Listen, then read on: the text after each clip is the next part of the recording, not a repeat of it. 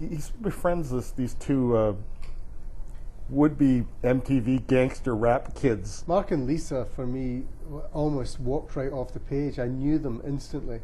It doesn't often happen for a novelist, but I could reach out and touch them within seconds because I knew their world inside out.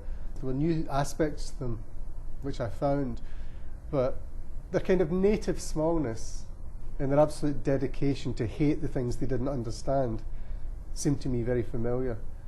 And they're kind of, there's something slightly degraded about Mark and Lisa, and you can get into a lot of trouble for saying that because it sounds like a class comment, but they are the class that I grew up in. They're working class Scottish kids, although something has happened to the working class in the time from my childhood to now, which is that all the traditions and habits, ways of speech, hobbies associated with being Scottish working class have gone, by and large. There's no keeping of allotments for these two. These are completely globalized, modern economic outsiders, such as you might see in any urban place. And I was interested in that, I wanted to show how degraded their world had actually become. They're quite cruel, crude, nasty, brutish and short, as Hobbes would say. But yet in the middle of this, they're human, and he tries to encounter them as incredibly optimistic.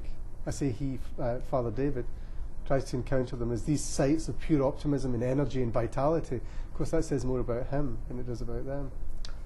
But there's also an attraction. They like him. They do like him. And not just because, he buys them food and buys them little trinkets here and there. No, they're fascinated by him. He's such a strange creature to them. In their manipulative way, they want him to be part of their stock of experience. They respond to him. They've never met anybody like him. And whilst setting him up for a fall, which I think they do from quite early on in the book, they kind of exploit his vulnerability, especially Mark.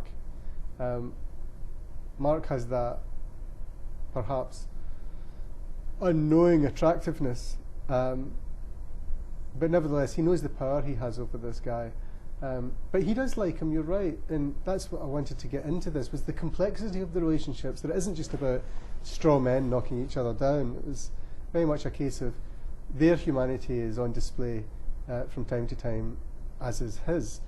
But and it would be easy to caricature each into being just villains or victims.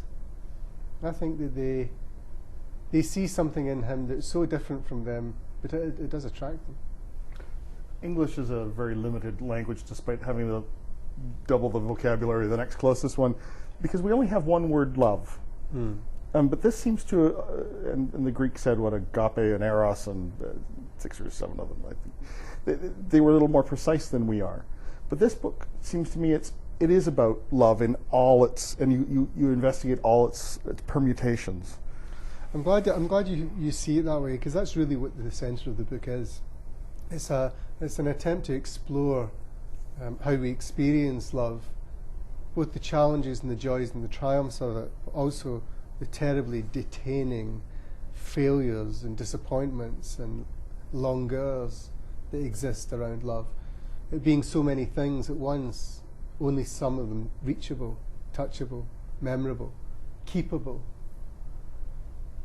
Father Dave is at the centre of a kind of nexus of affections, only very few of which he can actually live up to and honour. He's supposed to be there as a moral leader in that town, as a kind of font of Christly love. Well, in fact, he exudes as much judgment and agitation to that community as he does selflessness and love. Yet there is love in him. He's capable of both being loved and of loving himself, but he's tried to squash that in himself. That's his tragedy, it seems to me, and his delusion, is he thought he could live without love, having departed the scene in his earlier life with the death of Connor. I think he thought he could survive without it, yet there he is, an older man, if you like, still living out a passion and it's in every sense, and projecting that passion onto passing strangers, 15-year-old boys in this case, but as well as others. But the questions around love are never-ending and constantly fascinating to us because we live with them all the time.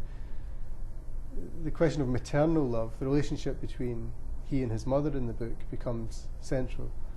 The relationship between he and Mrs. Poole, his housekeeper, which is an investigation of love of a different sort, of a need for closeness and affection and understanding, which she has lacked in her adult life, and reaches out to him as a sort of new kind of man.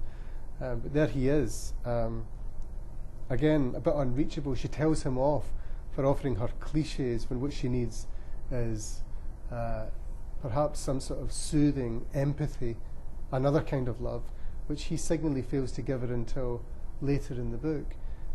So yes, you're right. I mean, the whole thing is a journey for the reader around what we mean when we talk about love. The book is Be Near Me. I've been speaking with the novelist Andrew O'Hagan, and Be Near Me, published by Macallum and Stewart.